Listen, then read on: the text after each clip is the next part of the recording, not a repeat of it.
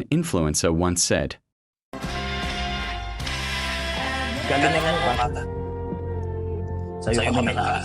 Kung pinapaaral ka ng libre ng magulang mo, mag-aaral ka. Kung hindi ka rin lang naman gumagastos at hindi mo rin naman kailangan magtrabaho, mag-aaral ka. Kung gusto mo ng magandang kinabukasan para sa iyo, para sa magulang mo, at sa susunod na lahi mo, mag-aaral ka. Galingan mo, talinuhan mo, huwag mong tanga.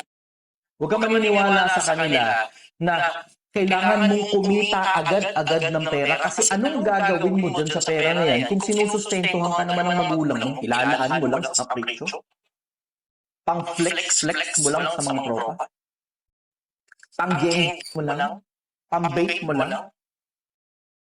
Kung yun lang din naman ang bibilin mo, bumili ka na ng kinabukasan.